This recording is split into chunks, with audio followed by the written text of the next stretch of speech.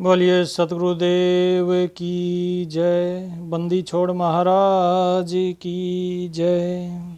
सत साहेब साधु भाई, सतगुरु ज्ञान गंगा चैनल पे आप सभी भगत जियों का स्वागत है। बंदी छोड़ महाराज गरीबदास जी कहते हैं अपने सांच के अंग में सूक्ष्म वेद के अंतर्गत क्या कहा? गरीब साचा सतगुरु जो मिले, गरीब साचा सतगुरु जो मिले तो हंसा पावे थीर, झक झोले जूनी मिटे मुर्शद गहर गंभीर। क्या कहा कि यदि सच्चा सतगुरु मिल जाता है तो हंस जो है वो स्थिरता को प्राप्त कर लेता है, यानी बार बार का जो आवागमन का चक्र है, उसका जन्म मरण का जो चक्र है वो उससे निजात पा जाता है।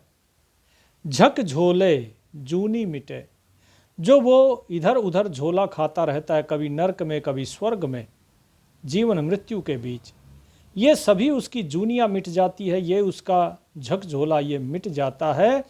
लेकिन वो मुर्शिद, वो सतगुरु, वो कैसा होना चाहिए? गहर गंभीर, कि वो गहरा होना चाहिए, अर्थात ज्ञान से गहरा। जिस प्रकार समुद्र होता है अथाह, उसकी था नहीं पाई जाती, इतना गहरा है। साहेब कहते हैं इसी प्रकार से जो गुरु है, गुरु भी बड़ा ही गहरा होना चाहिए और गंभीर होना चाहिए ज्ञान के प्रति, परमात्मा के प्रति, जीवन के प्रति। तो जीव की जो जूनियाँ है, ये 84 लाख जूनियाँ ये मिट जाती हैं। बंदी छोड़ महाराज कहते हैं गरीब साचे कू तो साच है, कूड़े कू है कूर, बैल होत कंगाल का गल में पहरे जूड़। गरीब साचे को प्रणाम है, झूठे के सिर दंड, ठोर नहीं त्यों लोक में भरमत है नौखंड। गरीब साचे का सेवन करो, झूठे को ल्यू लूट, साच शब्द से यूं डरे जो श्याणे की मूठ। देखो भाई साहेब क्या कहते हैं कि साचे कू तो साच है, कूड़े कू है कूर, और बैल होत कंगाल का गल में पहरे जोड़। कि जो व्यक्ति सच्चा है, ध्यान से समझना साधो भाई बात को, साहेब कहते हैं यहाँ पर कि जो भगत सच्चा है उसे केवल उस सत्य की प्राप्ति हो जाती है, और जो व्यक्ति सच्चा नहीं है, क्या? कूड़े कू है कूर, सत्य के अलावा बाकी जो कुछ है वो सब कुछ कूड़ा है। और यदि कूड़े को धारण करोगे तो क्या मिलेगा? कूर, यानी उसे कूड़ा ही प्राप्त होगा। जिस प्रकार से बैल होत कंगाल का गल में पहरे जूड़, यदि कोई कंगाल का बैल है तो कंगाल क्या करता? अपने बैलों को सजाने के लिए उसके गले में माला सी पहना देता है। किसकी? जूड़ की, जूट की माला। वो जूट की माला उसको खुजली करती रहती है, चुभती रहेगी गले में। अपनी तरफ से तो वो बैल का मालिक सोचता है कि चलो भाई मैंने अपने बैल को सजा लिया, लेकिन वास्तव में वो उसे कष्ट दे रही है। साहेब कहते हैं यदि कोई धनी का बैल होता तो उसके गले में घंटियाँ बांधी जाती, माला डाली जाती बैल को सजाने के लिए। पहले के समय में लोग बैल को सजाते थे जैसे आज के समय में लोग अपनी गाड़ियों को सजाते हैं। तो साधो भाई यहाँ पर बिल्कुल स्पष्ट रूप से साहिब ने कहा है, अगली कली में क्या कहा कि साचे को प्रणाम है, झूठे के सिर दंड, ठोर नहीं त्यों लोक में भरमत है नौखंड। कि जो सच्चा है उसको तो हम प्रणाम करते हैं, हम क्या उसे काल भी प्रणाम करता है, लेकिन जो झूठा है उसके सिर पर दंड आता है, उसे दंडे पड़ते हैं। दंड, दंड अर्थात दंड, उसे दंड मिलता है। दंड कैसे मिलेगा? नरक में उसको भयानक खोलते तेल के कढ़ाइयों में तला जाएगा। जीव सोचता है अरे शरीर तो यहीं छूट गया, फिर आत्मा को क्या फर्क पड़ता है कि उसको तेल में डालो, चाहे कहीं भी डालो। ऐसा नहीं है भाई, आपका एक शरीर नहीं है। यहाँ तो आप केवल स्थूल शरीर को छोड़ते हो। आपको जब कोई कुछ गलत बोलता है तो आपको दुख होता है, पीड़ा होती है। क्या वो पीड़ा स्थूल शरीर को होती है? नहीं, आपके मन को होती है। इसीलिए साधो भाई इस भेद को समझो कि आपके पास एक शरीर नहीं, आपके साथ ये स्थूल शरीर को त्यागने के बाद सूक्ष्म शरीर रहता है। जब साधना में जाते हो तो तुरिया शरीर रहता है, और जब तुरिया शरीर से भी परे हो जाते हो तो कारण शरीर रहता है। ये चारों शरीर आपके साथ में है। तो इसलिए ये मत समझ लेना कोई कि शरीर छूट गया तो उसके बाद कोई भोग नहीं भोगना, ऐसा नहीं है। साहेब इस भेद को आगे और खोल के समझाएंगे जब यम का प्रकरण, जब यम का अंग जब समझाया जाएगा। तो साहेब क्या कहते हैं कि जो सच्चा व्यक्ति है उसको प्रणाम करते हैं, और झूठे के सिर पर दंड पड़ता है, उसे दंड भोगना पड़ता है। तो सबसे पहले तो ये समझ लीजिए कि सत्य क्या है और झूठ क्या है, ताकि आपको ये पता लग जाए कि भाई हमें सत्य के मार्ग पे चलना है। हम कहते हैं सत्संग, सत्संग होता है सच का संग। तो सत्संगी सदा सुखी और झूठा हमेशा दुखी रहता है। आप संसार को देखिए, संसार केवल और केवल झूठ के पीछे चल रहा है, इसीलिए सारा संसार दुखी है। मंदिरों के बाहर सभी की लाइन लगी हुई है, क्यों लगी हुई है? क्या वो भगवान को कुछ देने आए हैं? नहीं, वो कुछ मांगने आए हैं। हर कोई पीड़ा में है, हर कोई मांग रहा है, देने का तो किसी के पास समय है ही नहीं। साहेब कहते हैं सत्य का संग करो भाई, सच को जानो। ये नहीं कि किसी ने कह दिया कि भाई तुम्हें ये काम करना और आपने उसको करना शुरू कर दिया। साहेब कहते हैं विवेक का इस्तेमाल कीजिए और सत्य को परखिए और फिर सत्य का आचरण कीजिए। जिस प्रकार से सावन का महीना चल रहा है, सभी लोग जाते हैं और जाकर शिवलिंग पर जल चढ़ा कर आते हैं, दूध से अभिषेक करते हैं और बेलपत्र से। साधो भाई, आपने सिर्फ ये तो सुना कि हमारे बड़े बुजुर्गों ने कहा कि भाई शिव की पूजा करो, आप गए शिवलिंग पे चढ़ा के आ गए। आप जरा खुद सोचिए, यदि आपके सिर पे अगर कोई लगातार पानी डालता रहेगा, आपको सांस लेने का भी मौका नहीं मिलेगा, क्योंकि पानी आपकी नाक में घुस सकता है, आप परेशान हो जाओगे। ज़्यादा देर चढ़ाया पानी, ज़्यादा देर पानी में रहे तो ठंड लग जाएगी, बीमार पड़ जाओगे। तो बेचारे शिव जी का क्या हाल होता होगा जब आप जो है लगातार उनके ऊपर अगर जल चढ़ाते रहे तो। अब आप कहोगे अरे शिव जी को थोड़ी ना कुछ होगा, अरे वो तो पत्थर की मूर्ति है ना, वो सचमुच में थोड़ी ना चढ़ा रहे हैं। साधो भाई, यदि वो सचमुच में पत्थर की मूर्ति ही है, पत्थर का शिवलिंग है, वो सच में शिव जी नहीं है, तो फिर आप चढ़ा क्यों रहे हो? आपको तो शिव की पूजा करनी थी। आप किसी भी प्रकार से इस बात को ले लीजिए, लेकिन जब तर्क करोगे तो सत्य अपने आप आपके सामने आ जाएगा कि आप झूठ का संग कर रहे हो, आप सत्य का संग नहीं कर रहे हो। साधो भाई, जब आपको कोई ये कहता है कि ये काम करो, तो पहले विवेक का इस्तेमाल करो कि हमारे बड़े बुजुर्ग ये काम करते आ गए, कोई कुछ कोई कुछ, कोई देवी को पूज रहा है, कोई शिव को पूज रहा है, कोई ब्रह्मा को पूज रहा है, कोई विष्णु को पूज रहा है। अरे भाई, पहले ये तो समझो ब्रह्मा कौन है, विष्णु कौन है, शिव कौन है। कबीर साहेब अपनी वाणी में पारक के अंग में सारा भेद खोलते हैं कि भाई हम ही ब्रह्मा विष्णु शिव हम ही हैं। गीता में श्री कृष्ण कहते हैं कि मैं ही ब्रह्मा बन के सृष्टि का रचयिता मैं ही हूँ, मैं ही पालन करता हूँ इसलिए विष्णु हूँ, और मैं ही इसका संहार करने वाला शिव हूँ। इसी चीज को जो है वेदों में कहा गया है, स ब्रह्मा स विष्णु स रुद्रस्य च, कि वो परमात्मा ही ब्रह्मा विष्णु महेश है। तो फिर आप उस परमात्मा को छोड़ के किसकी पूजा कर रहे हो? आप पत्थर के पीछे लगे हुए हो। आप स्वयं समझिए कि जिन ब्रह्मा विष्णु महेश की आपको पूजा करनी है, वो वास्तव में ब्रह्मा विष्णु महेश हैं कौन? जब आप इस चीज को स्वयं के अंदर तर्क से जानोगे, तब आप वास्तविकता से रूबरू हो जाओगे कि वास्तविकता है क्या। तो साधो भाई, सत्य और झूठ का निर्णय आपके विवेक के द्वारा होगा कि पत्थर के ऊपर जल चढ़ाना ये शिव की पूजा नहीं है।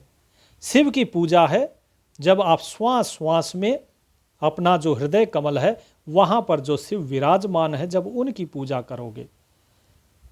साहेब क्या कहते हैं कि आदि गुरु शंकराचार्य जी ने, उन्होंने भी क्या कहा है, अहम निर्विकल्पो निराकार रूपो चिदानंद रूपम शिवोहम शिवोहम, कि जो निर्विकल्प है, निराकार है, और जो आनंद स्वरूप है, निराकार स्वरूप है, अहम निर्विकल्पो निराकार रूपो चिदानंद रूपम, चित्त आनंद स्वरूप चैतन्य स्वरूप है, वही शिव है, वो शिव है। उस शिव की पूजा करनी होती है। अब सोमवार को जाओगे, जल चढ़ा के आ जाओगे, हम चाहे कितना भी समझाते रहें, क्योंकि जीव उस चीज को मानना ही नहीं चाहता। वो राम की पूजा करता है लेकिन राम के ज्ञान पर अमल नहीं करता, कृष्ण की पूजा करता है, उनकी मूर्ति की पूजा कर लेगा लेकिन ज्ञान पर नहीं चलेगा। तो बताइए ये सत्संग है या कुसंग है? ये सत्संग साधो भाई।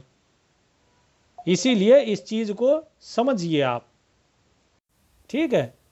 जब आप इस भेद को समझ जाएंगे तभी आप वास्तव में सत्य का संग कर पाएंगे। तो इसीलिए हम आपको बार बार यही चीज बताते हैं, ठीक है जी, कि आप जो है, तो भाई इस सत्य को जब तक आप समझोगे नहीं तब तक बात बनेगी नहीं। और जो आदमी सत्य को नहीं समझता और झूठ का जो है पीछे पीछे चलता है, वो व्यक्ति क्या करता है? वो दंड का भागी बनता है। इसीलिए संसार में कितनी पूजा कर लो, कितनी पाठ कर लो, लेकिन यदि सत्य को जाना ही नहीं तो आप केवल और केवल झूठ के ही पक्षधर रह गए। तो जो झूठा होगा उसको साहिब ने कहा उसे दंड मिलेगा। ठोर नहीं त्यों लोक में भरमत है नौखंड। वो इस नौखंड में अर्थात इस धरती पर बार बार तीनों लोकों में वो घूमता ही रहेगा, भ्रमता रहेगा। कभी स्वर्ग में, कभी नरक में, कभी मृत्यु लोक में, कर्म के अनुसार वो भोग भोगता रहेगा, लेकिन उसे ठोर नहीं, ठिकाना नहीं मिलेगा, वो सतलोक नहीं जा सकता। तो साहिब क्या कहते हैं? साचे का सेवन करो। इसीलिए जो सत्य है, जो सत्य है केवल उसका सेवन करो, और झूठे को ल्यू लूट, कि सच का मैं सेवन करूंगा और जो झूठा है उसे लूट लिया जाएगा। और साच शब्द से यूं डरे, क्योंकि सत्य शब्द से जो झूठा व्यक्ति होता है ना, वो डरता है। उसको हमेशा ये डर रहता है मेरी सच्चाई सामने ना आ जाए, मेरा पाखंड सामने ना आ जाए, मेरा झूठ सामने ना आ जाए। इसीलिए जब किसी के सामने सच बोला जाता है तो वो अपने सच का पर्दाफाश होने की वजह से खूब चिल्लाता है, खूब प्रलाप करता है, कहता है सामने वाला झूठ बोल रहा है, गलत बोल रहा है। लेकिन सच तो सच है। वो डरता है। जो शाने की मूठ, जो सयाना व्यक्ति होता है उससे वो डरता है, ठीक है जी। फिर साहिब क्या कहते हैं कि साचे को सिरदा करो झूठा झलके माहे, त्रिगुण अग्नि जलत है झूठे बह बह जाएं। साहिब कहते हैं कि जो सच्चा होता है उसको हम शीश नवाते हैं, और जो झूठा है वो झलके माहे। झल किसको कहते हैं? अग्नि की लपट, कि वो सब अग्नि की लपटों में जाने वाले हैं, काल के जाल में जाएंगे। त्रिगुण अग्नि जलत है, रजोगुण, तमोगुण, सतोगुण, ये तीनों गुणों की अग्नि जल रही है, और झूठे भय बह जाएं। और झूठे लोग जो हैं इन्हीं तीनों गुणों में फंसते रहेंगे, इसी आग में, इसी ताप में वे जलते रहेंगे। तो साधो भाई क्या कहते हैं साहिब? ग्रीब साचे का सुमरन करो झूठे द्यो जिंजाल, साचा साहिब आप है झूठ कपट सब काल।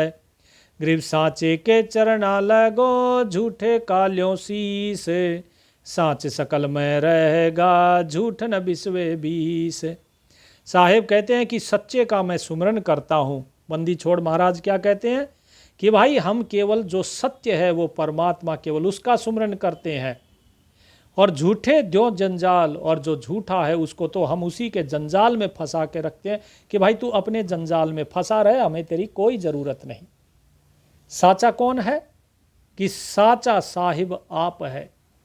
जो परमात्मा है वो स्वयं ही सत्य है। और झूठ कौन है? झूठ कपट सब काल। ये झूठ जो है वो क्या है? कपट है, काल है, ये सब झूठ है। तो इसीलिए काल का बनाया हुआ जो झूठ कपट है उसमें ना फंसिए। काल ऐसे ही आपके मनुष्य जीवन को बर्बाद कर देगा। इसीलिए साधो भाई, बंदी छोड़ गरीबदास महाराज की वाणी जो ये दास ब्रह्म प्रकाश आपको बता रहा है, इस भेद को समझो। यदि आप भी इस सत्य से जुड़ना चाहते हैं तो वीडियो के डिस्क्रिप्शन में व्हाट्सएप ग्रुप का लिंक है, आप उससे हमारे व्हाट्सएप ग्रुप में जुड़ सकते हैं। इसके बाद साधो भाई कहते हैं कि साचे के चरणा लगो झूठे काल्यों शीस, सात सकल में रहेगा झूठ न बिस्वे बीस। कि भाई सच्चे के तो चरणों में लगता हूं मैं, जो सत्य बोलता है, जो सत्यवादी है, जो सत्य के पक्षधर है, बोले मैं उन्हें प्रणाम करता हूं। और जो झूठा व्यक्ति है उसका तो मैं शीस काट लूंगा। झूठे काल्यों शीस, उसका शीस काटा जाएगा। कौन काटेगा? क्या सतगुरु जी काटेंगे? नहीं, उसके लिए काल को बैठाया हुआ है, यमराज को तैनात किया हुआ है काल ने, वो करेगा ये सारे काम। और सात सकल में रहेगा कि जो सत्य है वही इस सृष्टि में हर जगह रहेगा। सत्य को कभी मारा नहीं जा सकता। बादल कितने ही इकट्ठे हो जाएं सूर्य के आगे, वे केवल उसे ढक सकते हैं, वो उसे हमेशा के लिए नहीं रख पाएंगे। बादल हटते ही सूर्य तो वहीं का वहीं है। तो सूर्य कभी समाप्त नहीं होता है, सूर्य हमेशा रहता है, केवल बादल आते हैं और जाते हैं। इसी प्रकार सत्य को कुछ देर के लिए झूठ की चादर से लोग ढकने की कोशिश करते हैं। साहिब कहते हैं चाहे काल की इस झूठी चादर से कितना ही ढक लो, सत्य हमेशा रहेगा और झूठ न बिस्वे बीस। और 100 की 100 बिस्वे बीस अर्थात 100% झूठ नहीं रहेगा। झूठ खत्म हो ही जाना है, झूठ सामने आ ही जाता है। साचे को सब सौंप दो भक्ति बंदगी नाम। क्या कहा साहिब ने कि सच्चे को सौंप दो सब कुछ। कौन सौंप दे? बोले मैं सौंपता हूं। बंदी छोड़ महाराज कहते हैं यदि आप सच्चे हो तो मैं आपको सब कुछ देने को तैयार हूं, भक्ति भी, बंदगी भी, नाम भी। कि साचे को सब सौंप दो भक्ति बंदगी नाम, और झूठा कपटी मारिए हमरे कोने काम। और झूठे कपटी को तो हे काल तू खत्म कर दे, मार दे बेशक, वो हमारे किसी काम का नहीं, हमें केवल सच्चे लोग चाहिए। तो साधो भाई यदि इस भक्ति, बंदगी और नाम को प्राप्त करना चाहते हैं तो सार नाम की विधि आप गुरुदेव से प्राप्त कर सकते हैं हमारे व्हाट्सएप ग्रुप में जुड़कर। फिर साहेब कहते हैं ग्रीब साचे को सुरगापुरी झूठा दो जग माहे, चंद सूर की आव लगे दो जग निकसे नाहे। ग्रीब साचे शंकर रीजहि ब्रह्मा जोड़े प्रीत, विष्णु करे प्रतिपाल हद सकल संत संगीत। क्या कहा कि साचे को स्वर्गापुरी, जो सत्य बोलता है, जो सत्य का आचरण करता है, वो स्वर्गपुरी का अधिकारी है। और जो झूठा है वो नरक का अधिकारी है, उसे नरक में जाना होगा। दोजख अर्थात नरक में, दोजख। कहते हैं चांद और सूर्य जब तक इस ब्रह्मांड में है तब तक दोजग निकसे नाही, तब तक वो नरक से नहीं निकलेगा। जब तक ये सृष्टि है वो नरक में ही रहेगा। इसीलिए झूठ का आचरण मत कीजिए। यहाँ पर झूठे का मतलब ये नहीं है कि आपने झूठ बोल दिया, नहीं। झूठा क्या है ऊपर बताया साहिब ने कि सच्चा तो है साहिब आप, और झूठ कपट सब काल। झूठ है जो कपट है, काल है। तो यदि आप कपट का समर्थन करते हैं, अगर आप काल की जो षड्यंत्र है, काल का प्रपंच है, यदि उसमें आप फंसे हैं तो साहिब कहते हैं ये चंद सूर्य तक जब तक है तब तक आप नहीं निकल सकते। एक जरा सा उदाहरण लीजिए कि यदि आपकी वर्ष औसत उम्र हर एक योनि की अगर 1 वर्ष भी मान ली जाए, मात्र 1 वर्ष, तो भी 84 लाख योनियों में 84 लाख वर्ष हो जाते हैं। सोचिए साधो भाई, आपको केवल 84 वर्ष की ये उम्र मिली है। और इस आजकल तो 84 भी नहीं, आजकल तो 60-65 भी नहीं पकड़ते हैं लोग। तो साहेब कह रहे हैं कि भाई आपको ये छोटी सी उम्र मिली है मुक्ति प्राप्त करने के लिए, यदि ये प्राप्त नहीं करी तो 84 लाख वर्षों तक वे 84 लाख योनियाँ आपको भुगतनी पड़ जाएंगी, यदि 1 वर्ष भी एक योनि का लगा दिया जाए। वैसे तो वर्ष बहुत ज़्यादा होते हैं, औसत देखी जाए तो बहुत है, करोड़ों में गिनती आएगी। तो करोड़ों वर्षों तक आप भोग भोगते रहेंगे, दुख भोगते रहेंगे नरक में। साहिब क्या कहते हैं कि साचे शंकर रीजहि, कि उस सत्य के ऊपर ही शंकर भी प्रसन्न होते हैं। आपको क्या लगता है, आप शिव जी की पूजा करेंगे, शिव जी प्रसन्न होंगे? नहीं। आप किसी पत्ते पे पानी डालिए, आप टहनी पे पानी डालिए, उसे पोषण नहीं मिल रहा। वो पोषण नहीं मिल रहा तो वो खिलेगा कैसे, फल कैसे आएगा, फूल कैसे आएगा? जब जड़ के अंदर सिंचाई होगी तभी वो टहनी भी हरी भरी रहेगी, पत्ता भी हरा भरा रहेगा, सबको पोषण मिलेगा। इसीलिए जो जीव सत्य को, उस परमात्मा को ही धारण करता है, उसी का सुमरन भजन बंदगी करता है, तो उससे शंकर जी प्रसन्न रहते हैं। ब्रह्मा जी बड़े प्रेम के साथ उसके आगे हाथ जोड़ते हैं, जो सत्य का पक्षधर है। और विष्णु करे प्रतिपाल हद, और विष्णु जो है हमेशा उसका पालन करते रहते हैं, हमेशा उसकी रक्षा करते हैं। सकल संत संगीत, और सारे संत जो हैं वे उसके संगी होते हैं। तो सोचिए, जो व्यक्ति सत्य का आचरण करता है, एक वही ऐसा व्यक्ति है जिसके आगे ब्रह्मा विष्णु महेश सभी संत जिसकी रक्षा करते हैं, जिसका हर काम सफल करने के लिए वे तैयार बैठे रहते हैं। तो केवल उस सत्य को ही जानिए, उस सत्य का आचरण कीजिए, उस सत्य, उस परमात्मा की पूजा कीजिए। बाकी और किसी की पूजा, कभी ब्रह्मा जी कहते हैं कि भाई हमारी पूजा करो? क्या विष्णु जी ने कभी कहा कि हमारी पूजा करो? नहीं। श्री कृष्ण ने क्या कहा था गीता में? सर्वधर्मान परित्यज्य माम एकम शरणम व्रजा, कि भाई तू सभी धर्मों को त्याग कर एक मेरे रास्ते पर आ जा, मेरे शरण के रास्ते पर आ जा। तो फिर क्या कि अहम त्वा सर्व पापेभ्यो मोक्षयिष्यामि मा शुचा, कि मैं तुझे सभी पापों के बंधन से मुक्त कर दूंगा, इसमें शोक मत कर। कैसे कर देंगे? वो ऐसे कर देंगे कि वो आपको सही रास्ता बताएंगे। कैसे बताएंगे सही रास्ता? जो कि उन्होंने बताया है कि तुम तत्वदर्शी संत की शरण ग्रहण करो, और तत्वदर्शी संत तुम्हें वो ज्ञान देंगे जिससे तुम मुक्ति के अधिकारी हो जाओगे। तो पाप अपने आप नष्ट हो गया। और सबसे पहले क्या है? सत्य को जानो। और वो सत्य क्या है? श्री कृष्ण ने अपना सत्य बताया, अहम आत्मा गुड़ाकेश सर्वभूतानाम संस्थिता, कि मैं जो है आत्मा हूं अर्जुन। कौन आत्मा? जिस प्रकार सभी भूतों के अंदर स्थित आत्मा है, जैसे सभी के अंदर आत्मा स्थित है, ऐसे ही मैं आत्मा हूं। इस देह को कृष्ण मत जानो। कृष्ण तो ये देह का नाम है, वास्तव में मैं तो आत्मा हूं। श्री कृष्ण ने बिल्कुल स्पष्ट कहा। लेकिन लोग जो हैं फिर भी उस सत्य को ना जानकर, अपने आत्म स्वरूप को ना जानकर, फिर से वही मूर्ति में, चित्रों में, इन्हीं में उलझे हुए। श्री कृष्ण को सब भूल गए, उनके ज्ञान को सब भूल गए। साहेब यही चीज कहते हैं कि भाई ये सब झूठ के पीछे पड़े हुए हैं, सत्य के पीछे चलो। साहेब कहते हैं, साहेब जिनके उर बसै झूठ कपट नहीं अंग। किसके हृदय में रहते हैं साहेब? कि झूठ कपट नहीं अंग, जाका दर्शन नहान है, कहाँ पर भी फिर गंग। कि भाई जिसके हृदय में झूठ कपट कुछ नहीं है, जो सत्य का आचरण करता है, साहिब स्वयं उसके हृदय में वास करते हैं। ठीक है। साहिब कहते हैं ना, साच बराबर तप नहीं, झूठ बराबर पाप। तुलसीदास जी ने कहा है ये वाणी, और ये कबीर साहिब ने भी कही है, दोनों ने यही वाणी कही है कि साच बराबर तप नहीं, झूठ बराबर पाप, जाके हृदय साच है, ताके हृदय आप। परमात्मा अपने आप स्वयं उसके हृदय में रहते हैं जिसके हृदय में सत्य होता है।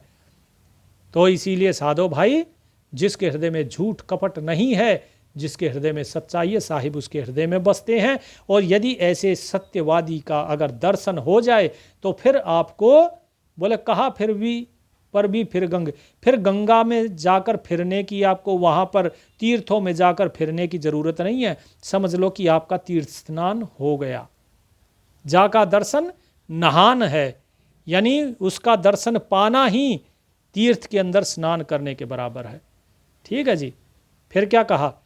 साचे से सन्मुख रहूं, झूठे से क्या नेह है, शंख जुगन जुग परेगी, झूठे के मुख खे है। झूठा सब संसार है, साचा है कोई एक, पार ब्रह्म सतपुरुष पद, सब वसुधा की टेक। ग्रीव साचे साई संत जने, झूठे हैं सब लोक, मिंडक मच्छी तल फड़े, जूं ओछे जल जोंक। क्या कहा साहिब ने? साहिब कहते हैं कि भाई सुनो ध्यान से, कि सच्चा व्यक्ति जो होता है, सतगुरु बंदी छोड़ महाराज कहते हैं कि भाई मैं हमेशा उसके सम्मुख रहता हूं और झूठे से हमारा कोई नेह नहीं, हमारी कोई प्रीत नहीं झूठे से। शंख जुगन जुग परेगी झूठे के मुखे, युगो युगो तक झूठे के मुख में तो केवल और केवल राख मिट्टी भरी जाएगी। वो मिट्टी ही खाएगा, वो मिट्टी का शरीर धारण करता रहेगा, जन्मता रहेगा, मरता रहेगा, तो वो केवल और केवल मिट्टी ही फांकता रहेगा। अर्थात वो जन्म मरण के चक्र में इस नरक से कभी बाहर नहीं निकल पाएगा युगों युगों तक। एक युग नहीं, दो युग नहीं, कि शंख जुगन तक, कि शंखों युगों तक। साहिब कहते हैं झूठा कौन है? झूठा सब संसार है।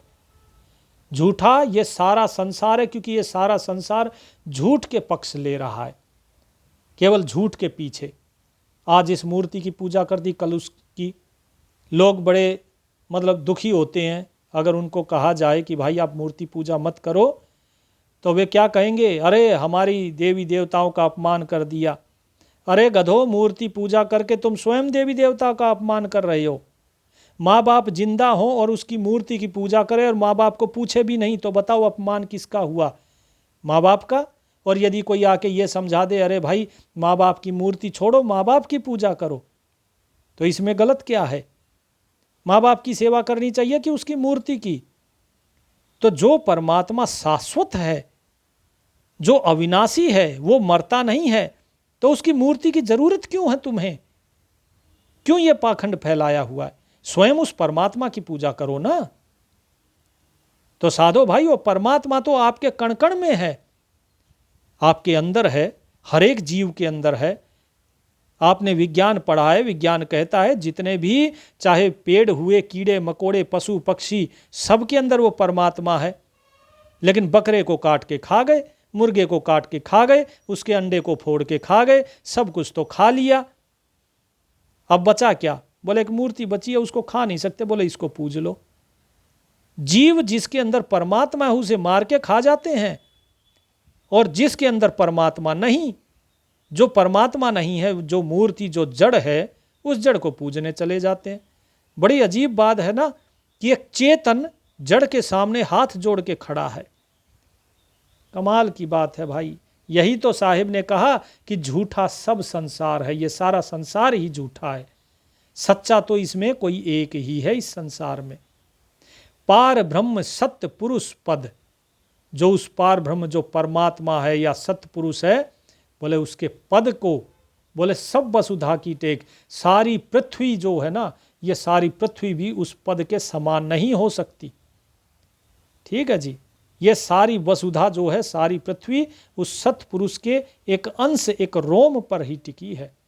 साहिब वाणी में कहते हैं जाके अर्ध रोम पर सकल पसारा, ऐसा पूर्ण ब्रह्म हमारा।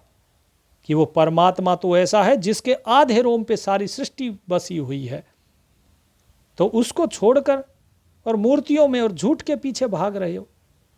अभी कोई ये बोल दे, बोले झूठ बोल नहीं तो नौकरी चली जाएगी। अरे नौकरी की छोड़िए, कोई अगर ये कहता है 1000 रुपये देंगे भाई तेरे को बस इतना झूठ बोलना है, आदमी भाग के बोलेगा, क्योंकि उसको परमात्मा नहीं, उसे वो 1000 रुपये दिख रहे हैं।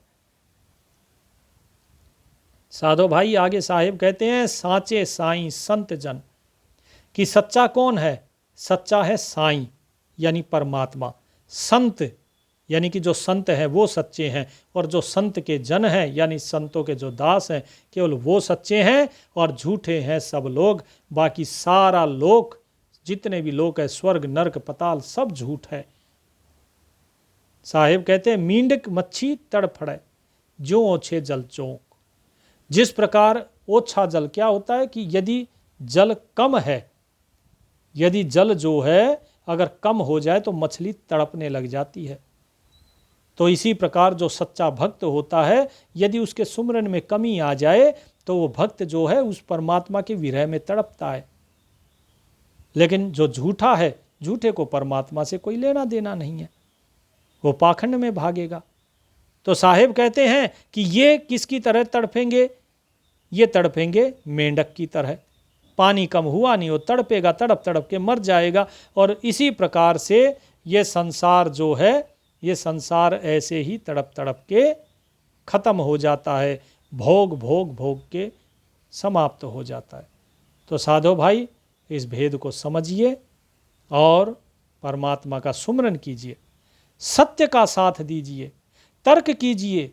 हमारे ठीक है, बड़े बूढ़ों को लोगों ने बेवकूफ़ बनाया क्योंकि उन्हें उस समय पढ़ने का अधिकार नहीं था, उन्हें ज्ञान का अधिकार नहीं था, ज्ञान को उनसे दूर रखा गया, उनको ज्ञान से वंचित किया गया। लेकिन आप तो पढ़े लिखे हैं, आप विज्ञान भी जानते हैं और आप शास्त्रों को भी पढ़ सकते हैं, आप ग्रंथों को पढ़ सकते हैं। साहिब की वाणी पढ़िए, सत्य को जानिए और सत्य का आचरण कीजिए, समझिए वास्तव में सत्य क्या है। और जो लोग झूठ का आचरण कर रहे हैं उनको भी इस सत्य से अवगत कराइए। आपके घर में अगर कोई कर रहा है झूठ का आचरण, प्रश्न कीजिए उनसे कि ये झूठ नहीं तो क्या है फिर। माँ बाप बोले नहीं ये सब करना है, मूर्ति पूजा करना है, तो उनसे पूछिए। यदि आपकी जगह आपकी मूर्ति की सेवा करें और आपकी जात भी नहीं पूछें तो बताइए आपको कैसा लगेगा। ऐसा ही परमात्मा को भी लगता है जब परमात्मा को छोड़ के जीव क्या करता है, उसकी मूर्ति बना के, वो मूर्ति कोई लोहे की, कोई पीतल की, कोई तांबे की, कोई मिट्टी की, कोई पत्थर की, और उसको पूजना शुरू कर देते हैं। अरे भाई, परमात्मा ने इंसान को बनाया है, ना कि इंसान ने परमात्मा को। इसलिए साधो भाई, इस भेद को समझो। मूर्ति तो केवल परमात्मा एक प्रतीक है। जैसे आज 15 अगस्त पे सभी झंडे को सलामी देते हैं, राष्ट्र ध्वज का सम्मान करते हैं, तो उसका सम्मान करते हैं तो क्यों उसका सम्मान किया जाता है? क्योंकि वो राष्ट्र का प्रतीक है। अगर वो राष्ट्र का प्रतीक है तो साधो भाई, इस भेद को समझो फिर आप कि राष्ट्र का जो प्रतीक होता है वो वास्तव में राष्ट्र नहीं होता। मूर्ति उस परमात्मा की कला का प्रतीक है, वो परमात्मा नहीं है। इसीलिए आप इस भेद को समझो। जब तक इस भेद को नहीं समझोगे बात नहीं बनेगी। तो साधो भाई, उम्मीद करता हूँ ये दास ब्रह्म प्रकाश जो आपको समझाना चाह रहा है वो आप तक बात पहुँची होगी। परमात्मा सभी का कल्याण करें। और यदि आप हमसे जुड़ना चाहते हैं तो जैसा कि बताया, सतगुरु ज्ञान गंगा चैनल और उसमें एक व्हाट्सएप ग्रुप है सतगुरु ज्ञान गंगा, जिसका लिंक वीडियो के डिस्क्रिप्शन में दिया है। उस पर क्लिक करके आप हमारे व्हाट्सएप ग्रुप से जुड़ सकते हैं। सत साहिब।